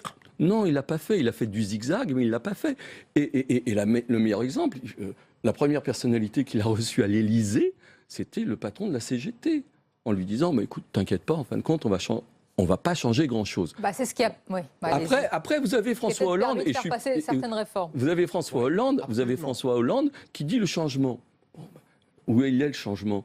Le chômage a augmenté. Et il continue d'augmenter, parce que même, on a donné les chiffres de novembre en disant il y a une inflexion de la baisse du chômage. Non, la catégorie A baisse, Pardonnez-moi, Claude Posterac. mais au mois de novembre, pour une fois, je vais peut-être aller dans le sens de Philippe Gilbert. Est-ce que là, ce n'est pas trop facile? Parce que vous militez pour des primaires citoyennes. Moi, j'ai envie de vous dire, ce citoyen qui va sortir de cette élection, de ce chapeau, il va avoir alors toutes les vertus du monde, parce qu'il va pouvoir combattre le chômage, il va faire une promesse qu'il va devoir respecter. C'est un surhomme ou une surfemme? Non. Si je reviens quand même à cette formulation... Vous demandez le maximum aux politiques et puis vous voulez qu'un citoyen, un président ressemble au citoyen? Non, c'est pas ça que nous demandons en tous les cas, c'est pas ça que la société civile demande. La société civile aujourd'hui, elle demande une chose extrêmement simple, c'est que le mot carrière et le mot politique soient séparés. C'est-à-dire qu'on ne fasse plus carrière en politique. Et que la première des choses que demande la société civile, et l'ensemble de la société civile, c'est une chose extrêmement simple, c'est la limitation des mandats dans le temps. La démarche, elle est extrêmement simple, c'est dire, je suis dans la vraie vie, j'ai le droit d'aller servir mon pays. Je suis dans la vraie vie, je sers mon pays, je retourne à la vraie vie. Mais si vous regardez les représentations, qu'elles soient politiques et syndicales en France, je faisais référence tout à l'heure à Fillon. Même les syndicats sont des personnes qui sont là depuis 30 ans. Et dans le syndicalisme, c'est la même chose. Le patron de FO, il est permanent. C'est-à-dire qu'il n'a pas mis les pieds dans une entreprise. Il est permanent depuis 1988. C'est-à-dire que nous sommes gouvernés aujourd'hui par des personnes qui sont depuis 30 ans au pouvoir et surtout qui n'ont pas de résultats. Mais je ne vois... Bien sûr. Mais il n'y en aurait pas davantage à partir du moment où vous mythifiez cette société civile qui, lorsqu'elle serait au pied de l'action politique, ne ferait rien davantage. Philippe, je pense qu'il y a un changement et je vais vous dire pourquoi. Mais ce qui caractérise le pacte social en France, c'est ce qui a été fait par la société civile à la Libération au sein du Conseil national de la résistance. Ce qui guide la France a été le pacte de la société civile en 1945. Simplement, ce pacte, aujourd'hui, il est mort, il est trop long. Il a permis des avancées sociales, industrielles, économiques formidables. Simplement, aujourd'hui, il n'a aucun sens. Pourquoi? Parce que ça a été signé entre des gens qui étaient tous dans le système. Simplement, aujourd'hui, en France, vous avez 10 millions de personnes qui sont hors du système et dont 8 800 000 personnes qui sont sous le seuil de pauvreté. Il y a, Philippe Bilger, une primaire citoyenne. Il y a une candidate qui est là. Peut-être que tout le monde ne la connaît pas, sûrement d'ailleurs. Elle s'appelle Charlotte Marchandise. On va écouter quand même ses propos, ce qu'elle représente, qui elle représente. C'est des gens qui sont issus, qui sont élus depuis très longtemps. Jean-Luc Mélenchon, ça fait 30 ans qu'il est élu. François Fillon, ça fait 107 ans de mandat cumulé. Et je me reconnais pas dans la méthode, plus que dans les propositions. Il y a plein de propositions, mais y compris jusqu'au centre droit, où je me reconnais aussi. Il n'y a pas de méthode. On dit pas, je vais faire ça, mais je vais le faire dans tel délai, avec tels indicateurs. Si je dis la jeunesse c'est ma priorité, je dois pouvoir dire dans 6 mois j'aurais fait ça, dans 1 an j'aurais fait ça. Et si je ne l'ai pas fait, les électeurs pourront me dire attendez, vous ne tenez pas vos promesses, mais vos promesses concrètes, vos promesses agiles, vos promesses avec des échéances, des indicateurs et des évaluations. Alors des évaluations, on verra quelle échéance, comment et quelles sanctions à chaque évaluation. Je crains que ces merveilleuses phrases qui peuvent toucher lorsqu'on les entend, comme si d'un coup cette jeunesse, cette initiative citoyenne allait changer la politique. Après, je me demande si elle ne sera pas victime elle-même de ce sorte de délitement obligatoire du déclin qui fait qu'à un certain moment, le réel a plus d'emprise sur les promesses, même les plus belles, que l'idéologie qu'elle manifeste. Plein de bonne volonté, je rends grâce. Oui, mais Philippe, il y a une donne fondamentale, et moi je l'écoute avec beaucoup d'intérêt, même si je ne vais pas la suivre forcément dans sa démarche, je l'écoute avec beaucoup d'intérêt. Vous ne la soutenez pas ? Déjà pour une raison. Non, mais déjà, je l'écoute avec beaucoup d'intérêt pour une bonne raison. Pourquoi ? Je vais y répondre. Ah oui, j'aimerais bien savoir. Pourquoi ? Parce que c'est une citoyenne qui reprend la parole publique. Et à la différence des autres, cette femme, comme les autres dans la société civile, ils ont un mérite, ils sont bénévoles. Ils sont bénévoles. Ne l'oubliez jamais, ce sont des bénévoles. Ils ne vivent pas sur la bête depuis 30 ou 40 ans. Ils sont bénévoles et ils se retrouvent face à une situation en disant, voilà, il y a un problème qui est central dans la société française. Nous avons 6 500 000 personnes inscrites à Pôle emploi. Chaque année, ça augmente. Quelle est la solution qu'il faut trouver ? Comment passer à autre chose ? Et la compréhension qu'on peut avoir de la société française, c'est dire qu'elle est bloquée parce que le compromis fait qu'il y a une entente entre ce qu'a été les grands commis de l'État, qui est devenu une bourgeoisie d'État d'un côté, et de l'autre côté, une classe ouvrière qui a dégénéré dans une bureaucratie, qui fait que ces accords qu'ils ont passés ensemble bloquent la société française, donc il faut un nouveau pacte. Mais je ne vois pas en quoi Madame Marchandise ou l'initiative citoyenne permettrait de trouver miraculeusement des recettes que la classe politique, même enracinée dans la durée, n'a pas su trouver. Philippe. Ça n'a qu'une vocation, et si c'est la seule vocation, elle le vaut. Ça veut dire que les Français reprennent la parole, et si les Français ne bougent pas, je vous garantis que les hommes, les femmes et les hommes politiques ne bougeront pas. Mais les actes, ils sont privés. Attendez, vous êtes face à des gens, ça fait 30 ans, ça fait 30 ans qu'ils parlent, ça fait 30 ans, mais il y a d'autres offres. On parlait tout à l'heure, vous parliez sur ce plateau d'Emmanuel Macron. Emmanuel Macron, il a compris que les Français veulent autre chose. Lorsqu'il dit je suis ni de droite ni de gauche, ça veut dire je suis pas dans les partis politiques. Donc vous votez pour Madame Marchandise ? Non. Ah bon, mais je comprends rien. Mais c'est pas parce que... Je dis simplement que toutes ces initiatives sont des initiatives intéressantes. Après, il faudra trouver, parce que nous sommes dans le principe... Au fond, vous ne croyez pas à ce que vous célébrez. Non, je crois au principe de réalité. C'est-à-dire, je crois que la donne doit changer dans ce pays et qu'il faut trouver les meilleurs, que ce soit un homme ou une femme, les meilleurs porte-paroles qui permettent de changer et de transformer le pays réellement. Mais regardez à quel point, par exemple, vous avez évoqué Emmanuel Macron, que par ailleurs j'aime beaucoup, mais cette manière de ne pas faire de politique est un art suprême pour en faire. Il fait beaucoup de politique, et parce qu'il est jeune, on a l'impression qu'elle n'est pas à l'ancienne, mais il a des stratégies, des tactiques, des roueries qui sont clairement celles d'un politique avisé. Oui, mais ce qui change, et on se plaint depuis des années que les jeunes ne vont pas voter.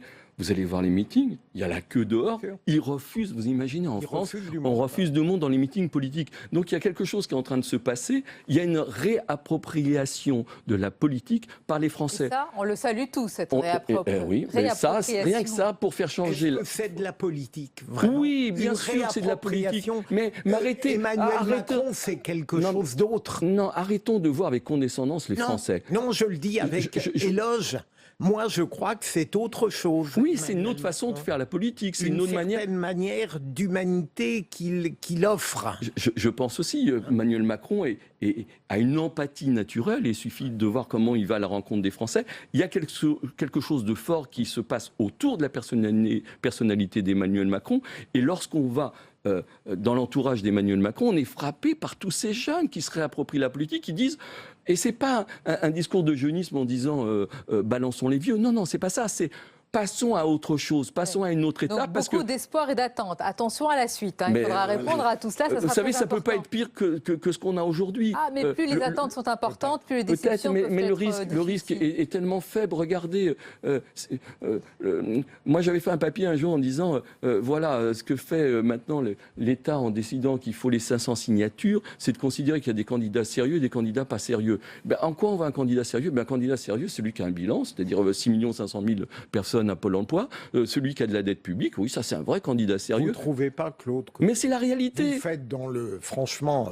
Philippe, c'est la réalité. Mais ça, les Français, ça ne démontre pas que les Français dont vous parlez, comme s'ils représentaient un bloc, vont faire mieux par les initiatives spontanéistes qui sont les leurs. Attendez, ce que je vous dis, c'est qu'il y a un compromis qui a été signé à la Libération aujourd'hui qui bloque la société française. Donc vous devez le casser et la société civile va avoir un rôle de réécriture de ce que j'appelle un nouveau partage dans la société française qui est totalement indispensable pour transformer ce pays. En tous les cas, le citoyen intervient plus dans le champ politique et public, mais aussi, Philippe Bilger, dans le domaine judiciaire. Récemment, il y a de nombreuses affaires qui ont suscité un émoi dans l'opinion publique. Il y a bien sûr l'affaire Jacqueline Sauvage, mais pas seulement. Il y a quelques jours, le cas de l'agriculteur Cédric Héroux qui a aidé, logé les migrants en situation irrégulière.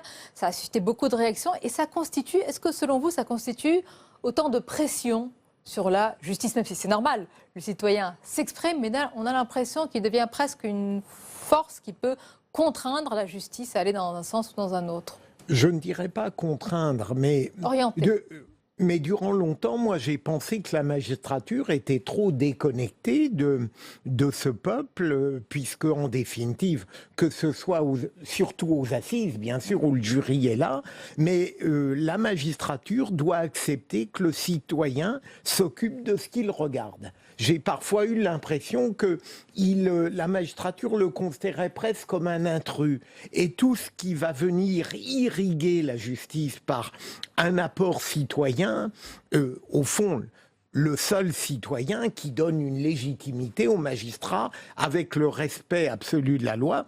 Mais je suis très favorable à tout cela. Et c'est pour cela que je ne suis pas si éloigné de Claude Posterac. Simplement, je ne mythifie pas la société civile. Je veux qu'elle s'ajoute au processus politique traditionnel. Philippe, je vous suis, je ne la mythifie pas non plus. Je dis simplement, c'est un élément de démocratie, d'oxygène nécessaire aujourd'hui, lorsque je vous rappelle que vous avez un Front National qui a fait quasiment 40% au régional. Donc il faut trouver de nouvelles appels d'air démocratiques pour justement éviter cette réponse-là. Alors, pour revenir à la justice, on est dans une situation quand même...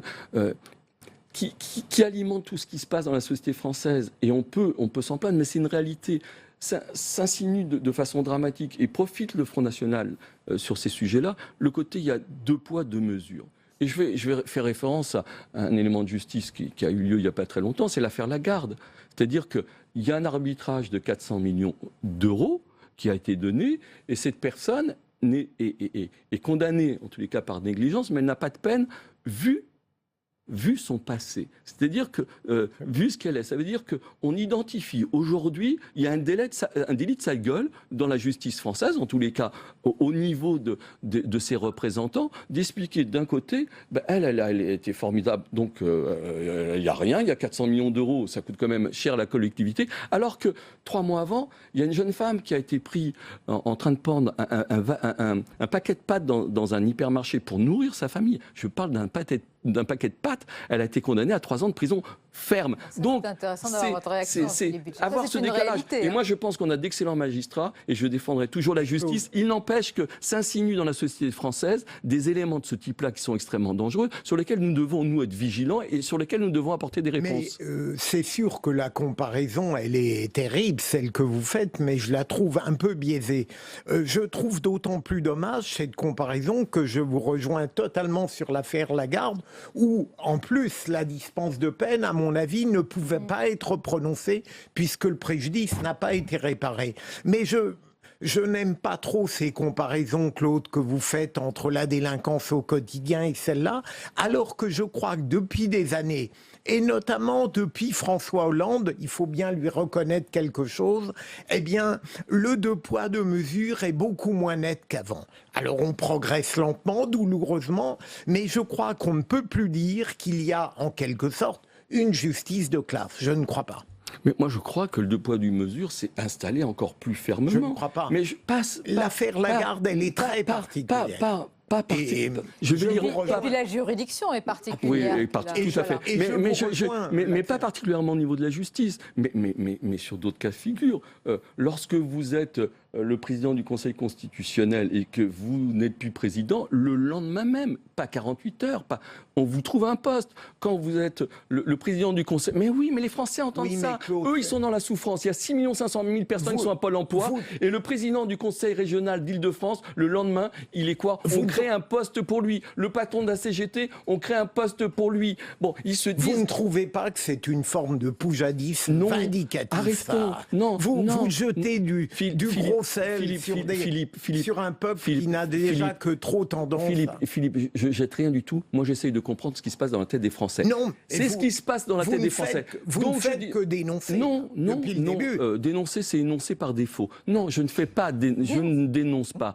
Pas simplement. Je dis, voilà, il y a un problème, voilà ce que ressentent les Français. Maintenant, trouvons une écriture. Et quand je dis trouvons une écriture, nous proposons en tant que société civile un nouveau partage. Donc il y a des propositions qui sont des propositions concrètes. Mais à vous entendre, les Français ne seraient que pessimistes sur tous les points. Mais attendez, et ça n'est pas vrai. Mais les chiffres sont sortis. 8 800 000 personnes vivent dans notre pays sous le seuil de pauvreté. Vous pensez qu'il n'y a pas des raisons négatives? Vous allez dans la ville de Roubaix, il y a 52% des gens qui vivent sous le seuil de pauvreté. Les écarts aujourd'hui dans la société française ne cessent d'augmenter. Regardez, j'étais là il n'y a pas très longtemps pour parler de l'étude PISA. Nous sommes dans une école dite républicaine, fondée par la République de 1945. Il n'y a jamais eu autant d'égalité en France et nous sommes le premier en inégalité en Europe. L'école républicaine qui dépense 20 milliards de plus que l'Allemagne. C'est pas de la démagogie, c'est une photographie. À cette photographie, il faut apporter des réponses. Et les réponses ne sont pas là. Je réponds rapidement, si Claude me le permet, c'est qu'à la réalité des chiffres qui sont avec lui fatalement dépréciatifs, j'oppose tout de même la nécessité pour la France de croire encore qu'il y a de l'espérance en dehors de l'initiative citoyenne. Je crois qu'il faut sauver du naufrage une classe politique qui n'a pas des mérites. N'est-ce pas? C'est une conclusion que je cherchais. Merci. Parfaite synthèse. Merci messieurs pour ce match des idées. La suite de votre émission dans quelques instants, c'est la revue de presse et puis le grand entretien. Mon invité ce soir, un artiste, un dessinateur, Berthéoine au parcours atypique. Mais d'abord, le tour d'horizon de l'actualité du jour.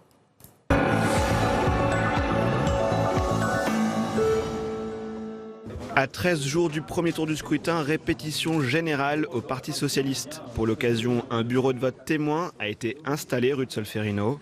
Je vote pour Léon Blum.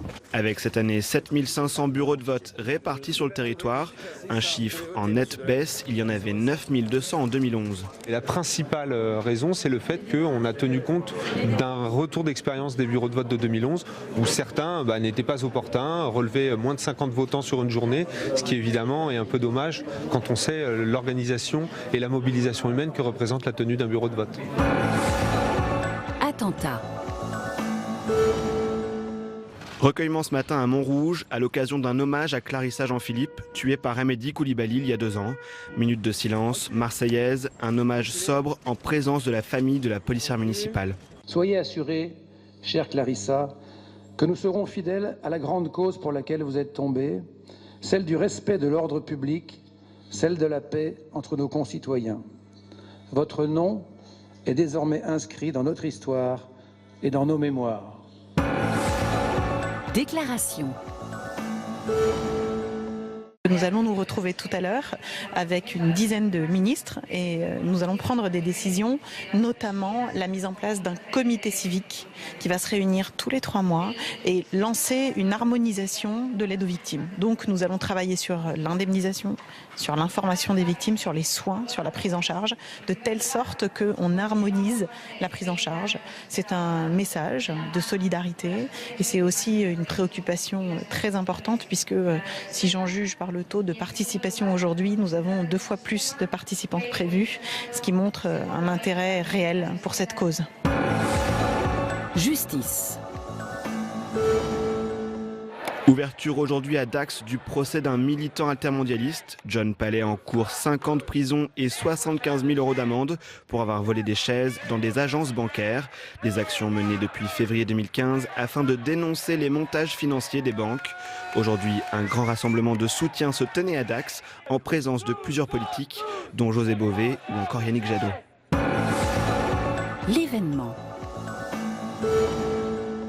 En 30 ans, pas moins de 5 millions d'Européens ont voyagé grâce au programme Erasmus. Un anniversaire fêté à Paris aujourd'hui en présence de plusieurs ministres. La France, qui fait partie du trio de tête des destinations préférées des étudiants après l'Espagne, avec plus de 30 000 jeunes accueillis dans l'Hexagone. Un jeune qui découvre l'Europe est un jeune qui est plus formé, qui est plus aguerri, qui est plus mature et donc qui va pouvoir mieux qualifier son curriculum vitae. Mais c'est aussi aujourd'hui de plus en plus grâce à justement au plus d'Erasmus, c'est l'occasion de faire passer des apprentis à l'étranger et Najat Vallaud-Belkacem l'évoquait, près de 20 000 jeunes sont partis l'année dernière en tant qu'apprentis pour découvrir l'Europe.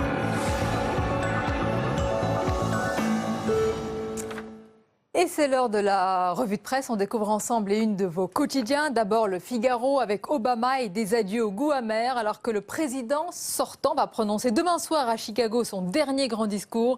L'élection de Trump à la Maison-Blanche jette une ombre sur son bilan. Libération et à la une, ces photographies. Arnaud Montebourg face à Libération sur différents sujets, valeurs travail, made in France au pouvoir d'achat.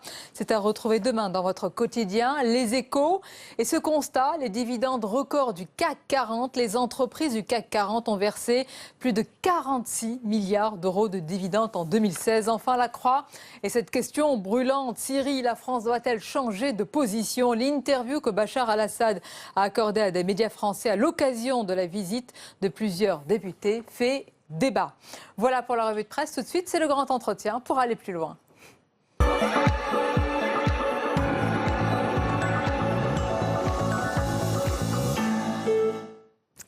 Mon invité ce soir est dessinateur, auteur de BD à succès. Il s'est imposé à force de volonté, de persévérance. Son parcours, vous allez le voir, l'entendre, n'est pas un chemin de rose, loin de là.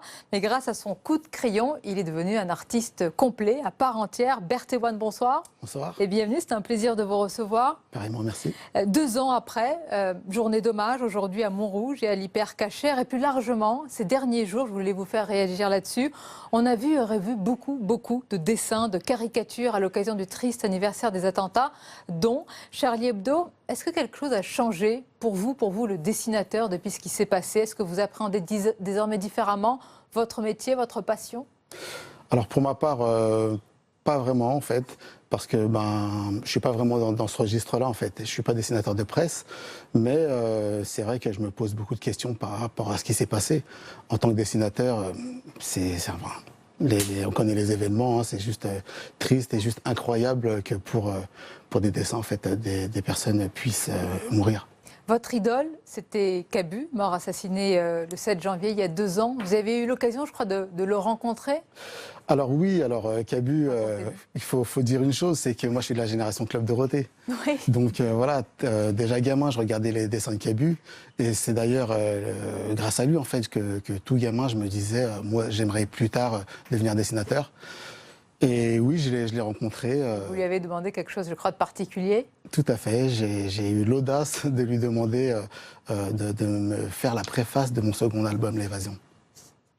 Malheureusement, il n'a pas eu... Malheureusement, il n'a pas eu le temps de m'écrire cette préface, mais il a eu le temps de me faire le dessin. Alors Berthe Ewan, c'est un métier, une vraie passion pour vous, le dessin aujourd'hui, mais je disais tout à l'heure, ça n'a pas été évident tout de suite. On ne va pas revenir sur tous les détails de votre parcours. Mais quand je disais que ce n'est pas un chemin de rose, c'est le cas. Il y a eu de vrais obstacles. C'est vrai. Il faut dire que j'ai un destin vraiment très atypique par rapport à ça. J'aime le dessin depuis toujours, mais malheureusement, grandir dans un quartier a fait que je pensais pas que je deviendrais dessinateur. Hein. Donc j'ai fait des bêtises de petits jeunes, on va dire. Et puis je suis passé par la case prison. Et c'est en prison que j'ai repris ma passion. On va parler de ce déclic dans la prison, mais il paraît que tout jeune, on vous disait, Berthé, votre prénom, mais trouve un autre métier. Dessinateur, tu vas pas faire dessinateur quand même. Que ce soit d'ailleurs à la maison, et à l'école. C'est vrai, c'est vrai. Vous savez, moi, je suis d'origine africaine. Et puis, faut dire que chez nous, le dessin, ça passe bien après. D'abord l'école, comme dit ma maman. Et donc, voilà, hein, déjà très jeune, quand je dessinais, on me disait fais plutôt tes devoirs. D'ailleurs, on voit vos dessins en même temps. Il y avait tout à l'heure là un dessin avec des jeunes enfants qui sortaient de l'école. Et que vous disait votre maman? Oui, ma maman me disait fais plutôt tes devoirs. C'est ce que vous avez essayé de faire, mais malheureusement, vous avez fait des mauvais choix. Vous l'avez dit tout à l'heure, vous êtes passé par la case prison. Vous deviez prendre 10 ans, finalement c'est 5 ans pour braquage. Et c'est à ce moment-là que vous prenez conscience de votre talent, incroyable talent. C'est vrai que j'étais entre 4 murs. Et entre 4 murs, j'avais pas grand-chose à faire, mis à part retourner à l'école, pourquoi pas. Quitte à être enfermé, autant m'enrichir l'esprit, je me suis dit. Et puis c'est à ce moment-là surtout que j'ai repris ma passion première, qui était le dessin. Et ceux qui vous ont encouragé, ce sont ceux qui étaient avec vous, les détenus, mais également les surveillants. Il y avait, je crois, un concours qui s'appelle Transmuraille. C'est un concours qui est en marge du festival d'Angoulême, où tous les détenus de France participent. Il y a énormément de monde et vous décidez à participer. Voilà, en fait, je décide pas vraiment parce qu'au départ, je voulais pas y participer. J'étais pas très sûr, en fait, de mon potentiel. Mais ce sont tout d'abord mes collègues détenus, puis les profs, puis les surveillants qui m'ont dit « Mais attends, mais regarde le talent que tu as, tu devrais vraiment y participer. » Finalement, j'ai vous ont tendu la main à ce moment-là. Carrément, ouais. Et quand vous étiez en train de dessiner, j'allais dire quelque part, oui, dans votre prison, vous étiez en dehors de tout, isolé de tout, vous pensiez que ces dessins pouvaient être sélectionnés? Carrément pas, hein. Honnêtement, c'était une surprise totale. Une surprise totale et, on le rappelle, à la fois les détenus qui vous ont aidé et puis des rencontres importantes. Je crois que vous avez eu cette chance, dès que vous sortez de prison, une amie va vous aider, vous faire rencontrer quelqu'un qui va vous faire changer votre destin. Alors, j'ai eu plein de rencontres hyper importantes à ma sortie de prison. Déjà, je suis retourné à la vie réelle. J'ai retrouvé les vrais amis. Parce qu'il faut dire que quand on est en prison... On ne les retrouve pas souvent. Tout à fait. Et donc voilà, j'ai rencontré des personnes qui m'ont remis dans le chemin de la BD, notamment El Diablo, par exemple. Mais racontez-nous, je crois, vous allez me dire si c'est le cas, je me suis un petit peu renseignée, je crois que c'est une amie à vous qui vous amène quelque part, vous présentez vos dessins, ça devait être pour quelques minutes et finalement c'est parti pour longtemps. Alors effectivement, quelques heures après ma sortie de prison, j'ai une amie qui me propose d'aller dans une galerie qui se trouve rue du Faubourg Saint-Honoré. Alors moi, j'avais pas l'habitude d'aller dans ce genre de lieu, surtout pas pour aller voir des galeries. Et du coup, en y allant, je rentre dans cette galerie qui était spécialisée sur le street art. Et donc, j'y ai montré mes dessins et on m'a très vite proposé une exposition. Une exposition, carrément. Votre premier album après va s'intituler L'Évasion, qui s'est vendu à plusieurs milliers d'exemplaires. Et ça y est, à ce moment-là, Berthelmane, vous vous êtes dit finalement, la reconnaissance est arrivée, la reconnaissance de mon talent, fini les bêtises, fini le passé, fini les difficultés? Je me suis surtout dit qu'il y avait peut-être quelque chose à faire par rapport à ça, en fait. Donc j'ai commencé à y croire et je me suis dit, une seule chose à faire, c'est de travailler. Et donc j'ai travaillé et je travaille actuellement, encore une fois, pour essayer d'aller le plus loin possible dans le milieu du dessin. Mais est-ce que c'est une forme de résurrection, de seconde chance incroyable qui vous a été donnée dans la vie? Certains ne l'ont pas, d'autres l'ont eu. Est-ce que le dessin, pour vous, c'est une forme d'exutoire, un mode d'expression pour se raconter? Tout raconter d'ailleurs. Ah mais carrément. Alors faut dire que je suis quelqu'un de très torturé. Hein. Ça se voit pas comme ça, ouais, vraiment. J'espère. En tout cas, c'est vrai que je me pose beaucoup de questions et puis j'observe beaucoup la vie. Et puis par rapport à ce que je vois, eh bien, je critique aussi, je vanne beaucoup. Et donc, je raconte mes histoires à partir du moment où je vois quelque chose d'intéressant. Qu'est-ce que vous dites ce soir à celles et ceux qui nous regardent et qui ont peut-être ce don entre les doigts, qui ont des difficultés, où qu'ils soient d'ailleurs dans des quartiers difficiles, moins difficiles, peut-être que leurs parents ne veulent pas les pousser dans cette voie-là. Qu'est-ce qu'il faut faire pour y aller, pour avoir cette flamme? J'ai envie de dire, il faut croire en ses rêves, quoi. Il faut croire en ses rêves, il faut bosser surtout, et puis il faut y aller, Vous avez cru dans votre rêve, quand on a rappelé tout à l'heure le passage par la case prison, il a été fait il y a quelques années, mais déjà à 18 ans, je crois, Berthelmane, vous avez eu malheureusement encore un problème, enfin, c'est votre choix, vous êtes passé par la case prison, mais là ça a été, j'allais dire plus grave, parce que c'était l'une des prisons les plus dures de France, c'est Fresnes, et vous en parlez, vous dites que c'est l'école du crime. Alors, faut dire une chose déjà, c'est que effectivement, 18 ans, je suis incarcéré pour la première fois de ma vie à une peine de 1 mois de prison. Ça voulait dire en fait 3 semaines. Et ce qu'il faut savoir, c'est que moi, je suis novice. J'arrive pour la première fois dans cette prison, mais dans cette prison, il y a des durs à cuire, quoi. Et du coup, effectivement, on se met à côtoyer des personnes qui ne sont pas du même gabarit que nous, on va dire. Et puis, c'est l'école du crime, quoi. On apprend plein de choses. Donc il y a beaucoup de choses à revoir dans ce système pénitentiaire. Est-ce que vous avez l'impression, en écoutant, j'imagine que vous avez un regard très distancié sur la politique et la campagne, est-ce que vous avez l'impression que des candidats parlent vraiment de la prison au-delà des places de prison à construire, qu'ils imaginent tout ce qui se passe et qu'ils anticipent tout ce qui se passe? Alors honnêtement, je m'intéresse plus vraiment à ce qui se dit à la télé en fait, parce que malheureusement, bien souvent, les politiques, c'est beaucoup de blabla. Et j'ai envie plutôt de m'orienter vers les personnes qui font les choses, en fait. Vous le faites vous-même? Vous avez une association, on va en parler? Oui. Justement, voilà, je tente de faire les choses à ma manière. C'est pour cette raison que j'ai monté une association qui s'appelle Macadam, qui a pour objet de faire de la prévention et de la réinsertion par l'art. Et du coup, j'interviens dans les prisons, dans les écoles, dans les maisons des jeunes, dans les médiathèques, etc., auprès des jeunes. Finalement, ça rejoint le débat qu'on a eu il y a quelques instants avec Claude Posternak et Philippe Bilger, où on parlait de cet engagement citoyen, où chacun doit se prendre en main. C'est ce que vous avez fait. Mais quand vous allez, que ce soit en prison ou dans les écoles, que certains jeunes voient votre parcours, qu'est-ce qu'ils se disent? C'est quand même un parcours atypique. Aujourd'hui, dessinateur avec des milliers d'albums vendus, autrefois parcours plus difficile. C'est vrai que quand je suis face à des jeunes qui connaissent mon parcours ou qui apprennent mon parcours, ils se disent que, attends, mais le mec qui est en face de moi, il n'a rien de plus que moi, quoi. Si lui, il réussit à faire quelque chose de sa vie, eh bien, moi aussi, je peux, en fait. Et c'est exactement le déclic que j'ai envie de déclencher. L'une des vraies questions, vous en avez parlé un petit peu en filigrane tout à l'heure, c'est la sortie de prison. Plus que la prison elle-même, on ne trouve pas grand monde, ni pour se réinsérer, ni pour remettre le pied à l'étrier. Vous, ça a été votre cas, heureusement. Mais est-ce que c'est un sujet qu'on oublie aujourd'hui, la sortie de prison? C'est vrai que malheureusement, on ne parle pas beaucoup des sorties de prison, on parle beaucoup d'entrée en prison. Je pense que c'est vachement plus facile d'y entrer que d'y sortir. En tout cas, voilà, pour ma part, j'ai eu de la chance. Hein. Moi, j'ai ma famille, j'ai des amis. Mais c'est vrai que c'est difficile pour la personne lambda de sortir de prison, de pouvoir retrouver une vie normale, en fait. C'est très compliqué. Vous parlez, vous avez dit un mot sur votre famille. Évidemment, elle compte énormément pour vous. Je le sais, je ne sais pas s'ils vous regardent, mais ceux qui vous ont évité de continuer à faire des bêtises, au-delà de votre don et de vous-même, de votre persévérance, c'est votre famille, c'est vos parents. Ah, mais carrément. C'est la meilleure leçon de vie, d'ailleurs. Ah, mais c'est la base, c'est mon pilier, ma famille. Quel est le prochain album sur lequel vous travaillez, Berthéoine?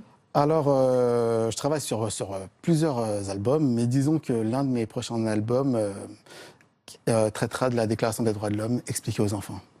C'est un très beau sujet. Est-ce que vous-même, peut-être que vous avez des enfants, est-ce que vous-même vous leur parlez de ce sujet lorsque vous dessinez? Alors, je ne leur en parle pas parce qu'ils le voient. Ils le voient, bon. Je pense que c'est peut-être un peu compliqué à leur âge, mais voilà.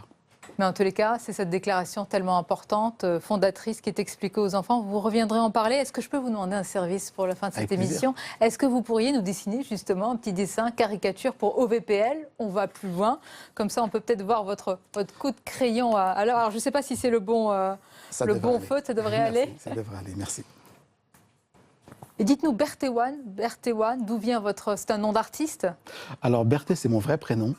J'ai rajouté le one parce qu'il y a déjà un dessinateur très connu qui s'appelle Philippe Berthé, évidemment. à qui je passe un grand bonjour. Et donc j'avais envie de différencier en fait de Philippe. Et du coup, moi qui viens de la scène graffiti, il faut savoir que les artistes graffiti utilisent souvent le one derrière leur pseudonyme. Voilà pourquoi, Berthéoine, Exactement. allez-y. Et on rappelle le nom de votre association, Macadam. Vous allez dans les prisons en France, également dans les collèges, pour raconter votre expérience. Et comme vous l'avez dit, surtout Berthé, pour rappeler votre engagement, votre passion pour le dessin. C'est pas moi que vous dessinez, j'espère. Ça m'inquiète quand je vois le premier coup de crayon. Est-ce que d'ailleurs, peut-être une question naïve, est-ce qu'on a tous un don pour le dessin dès le départ? Est-ce qu'il faut le développer? Est-ce que vous-même, avec vos enfants, vous les entraînez justement à... Alors, il faut savoir qu'on a tous un don, effectivement, mais malheureusement, Le vôtre est plus développé. Voilà, il suffit simplement de le travailler. Très bien. Eh bien, on montrera votre dessin dans quelques instants. Je vous remercie encore, Berthellemot. Je vais vous laisser terminer cette caricature. Et en attendant, eh bien, c'est l'heure du best-of. Ce sont les moments choisis sur Public Sénat.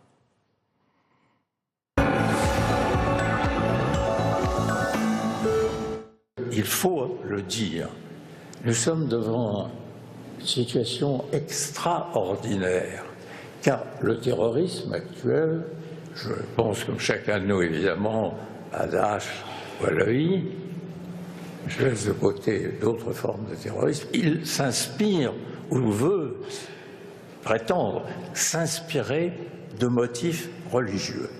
Ça, je n'avais jamais connu. C'est pas parce que depuis 30 ou 40 ans il y a des choses qui ne fonctionnent pas qu'il faut baisser les bras ou en tout cas rentrer dans une logique de la légalisation de la drogue. Toute personne qui a vu ça de près sait très bien l'effet dévastateur que ça a dans une société. Surtout pour nos jeunes, que de laisser se proliférer. La France est l'un des pays d'Europe où la consommation de cannabis est la plus importante. Et encore une fois, c'est criminel de la part de M. Macron, de M. Hamon d'engager ce débat-là aujourd'hui. Quand on a ce chiffre de... Ce sont des criminels. Engager des débats, c'est criminel. C'est criminel d'engager un débat de cette nature pour notre jeunesse dans un pays où il y a tant d'échecs scolaires, où il y a tant de morts de nos jeunes sur les routes à cause des substances illicites, où il y a plus 14% des viols, et tout le monde sait bien qu'il y a une liaison malheureusement entre la prise de ces substances et tous ces crimes qui sont odieux. Toutes les heures en France, il y a un mineur qui est violé. Ben écoutez, moi je préférerais de voir à l'occasion des beaux débats de la belle alliance populaire de jeudi soir, l'ensemble des candidats de la gauche se mobiliser pour essayer de savoir qu'est-ce qui ne marche pas, qu'est-ce qu'on peut faire efficacement pour mieux protéger nos enfants dans cette affaire, que de les voir, de se dire qu'il faut distribuer des seringues aux détenus dans les prisons et légaliser le cannabis pour tous. Michel Savin, en revanche, n'a pas digéré le recul du texte sur la couverture téléphonique des zones de montagne. Donc ici, on est sur les domaines de Bachat. Il y a à peu près 4000 lits, clientèle principalement étrangère. Et dans les choix qui leur sont proposés, malheureusement, il n'y a pas de réseau, c'est mal couvert. Il n'y a pas de possibilité de faire de l'Internet, ni de retransmettre de la vidéo, ça, c'est un handicap, des vacances. C'est un handicap sur le choix de...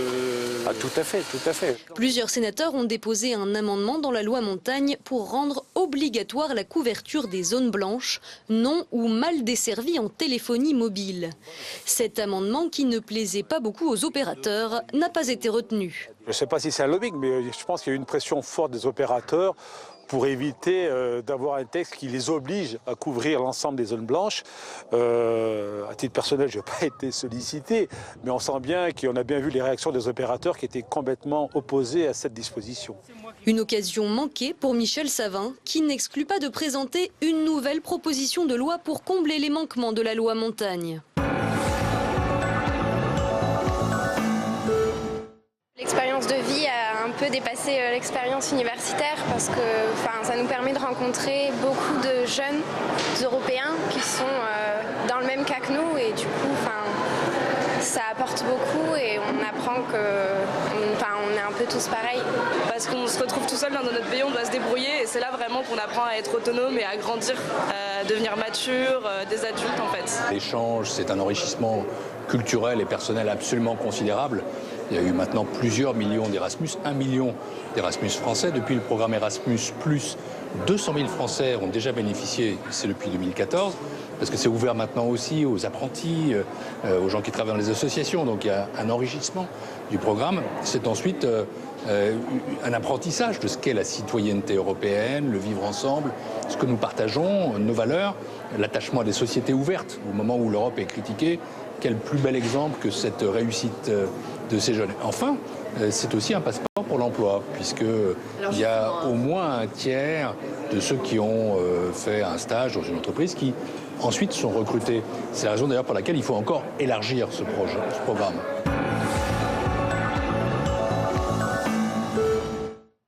Et voilà. voilà, la spéciale dédicace pour On voit plus loin au VPL de Berthéwan. Merci encore, c'était un plaisir de vous recevoir et à bientôt pour d'autres coups de crayon avec votre prochaine BD. Merci encore.